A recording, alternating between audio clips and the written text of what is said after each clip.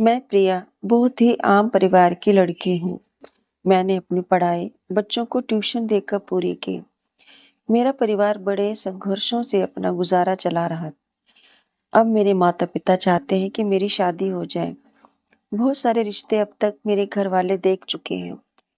मैं साधारण नए नक्श वाली लड़की हूँ। आजकल सब सुंदरता देखते हैं, गुण और स्वभाव सब बाद में आते हैं। इसलिए अभी तक मेरी शादी नहीं हो पाई। फिर एक दिन पिताजी को सामने से एक रिश्ता आया।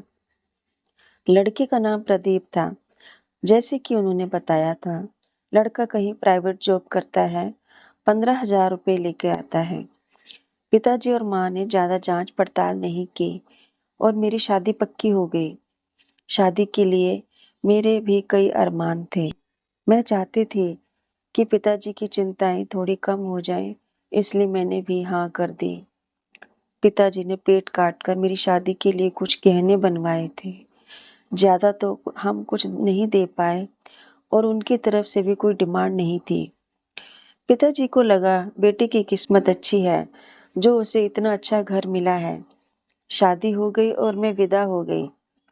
सुहाग रात को मैं अपनी बिस्तर पर बैठी उनका इंतजार कर रही थी।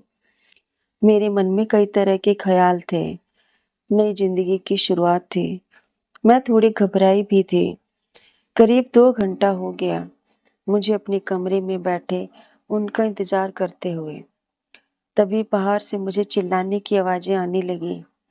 मैंने दरवाजे के पास जाकर देखा तो प्रदीप और उनके पिताजी में बहस हो रही थी। मुझे लगा कि दरवाजा खोलकर बाहर जाऊं, लेकिन मैं वहीं रही। फिर कुछ देर बाद जोर से दरवाजा खोल के अंदर आते हैं। उनके आते ही कमरे में बहुत तेज दुर्गंध फैल जाती है। वे बुरी तरह नशे में थे। फर्श पर गिर पड़े। शायद पिताजी उन्हें चिल्ला रहे थे कि आज भी वो शराब पीकर आए हैं। मेरी तो कुछ समझ में नहीं आया, क्या करूं। रात भर वो वहीं फर्श पर सोते रहे। सुबह जल्दी उठकर मैं किचन में गई। सास ससुर दोनों मुझसे नजरें नहीं मिला पा रहे थे। मैं उनके लिए चाय बनाकर ले गई। वो कमरे में थे। जैसे ही मैंने चाय दी, वैसे ही उन्होंने चाय का कप फेंक दिया और बोला, दोबारा में हिम्मत मत करना मेरे पास आने की। तुम मेरी बीवी नहीं, इनकी बहू हो। बस जाकर इनकी सेवा करो। सास को कप गिरने की आवाज सुनाई आ गई थी। मैं किचन में गई, तब मेरी सास मुझसे बोलती है, पत्नी के आने से पति की जिंदगी में बहुत बदलाव होता है। कई बिगड़े आदमी सुधरते देखे हैं मैंने। मैं कुछ नहीं बोली, सिर्फ इतना ही सोच रही थी कि ये मेरे साथ क्या हो गया है। जिस बच्चे को उसके माता पिता नहीं बदल सके, उसे मैं कैसे बदलूंगी। ऐसे लड़के से किसी की शादी करना क्या सही है? वो भी सिर्फ इसलिए कि बेड़ियां बांध देने से वो सुधर जाएगा। वो अगली रात फिर कमरे में आए, मेरी तरफ देखा भी नहीं और सो गए। मैं अपनी किस्मत को कोस रही थी। भगवान ने मेरे साथ ये सब क्यों किया? सुबह जब मैं उठी तब मेरे कमरे का दरवाजा खुला था। उसमें रखे मेरे गहने गायब थे। मैंने जाकर ये बात अपनी सास को बताई। वो ज्यादा कुछ बोली नहीं, सिर्फ यही बोली, अपनी चीजें संभाल कर रख नहीं सकती क्या? प्रदीप जी घर नहीं थे। मैं समझ गई कि वो ही शायद मेरे गहने लेकर गए हैं। उस दिन पूरा दिन और पूरी रात वो घर नहीं आए। मेरा मन बहुत किया कि पापा से पूछूं, आपने मेरी शादी कहाँ करा दी। लेकिन फिर मुझे लगा कि अब बोलने से क्या फायदा। वो 3 दिन बाद घर आए। घर आते ही उनके और उनके पिताजी के बीच बहुत कहा-सुनी हुई।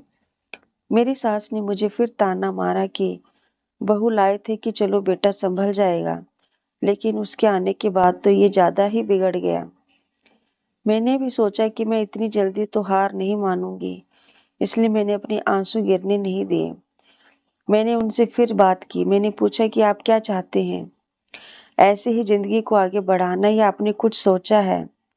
वो बोले कि तुझे जो करना है तू कर, मुझे तेरी शक्ल भी नहीं देखनी। मुझे थोड़ा गुस्सा आया और फिर बोला कि आपने शादी क्यों की? वो जोर से बोले, शादी मैंने घर वालों के कहने पर की।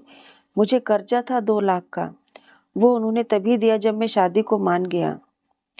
फिर मैंने बोला, तो फिर आपने मेरे गहने भी इसीलिए लिए थे? बस मेरे इतना बोलने पर उन्होंने मुझे जोर से चांटा मार दिया। मैं जैसे सन्न रह गई। अभी 7 दिन भी नहीं हुए मेरी शादी को और मेरे साथ ये सब हो रहा है। अब मैं रात भर सो नहीं पाई और अपने भविष्य के बारे में सोच रही थी और मेरे सामने कई विकल्प थे जिससे मुझे चुनना था। रात भर मैं यही सोचती रही। फिर सुबह हुई और मैंने अपना सामान पैक कर लिया।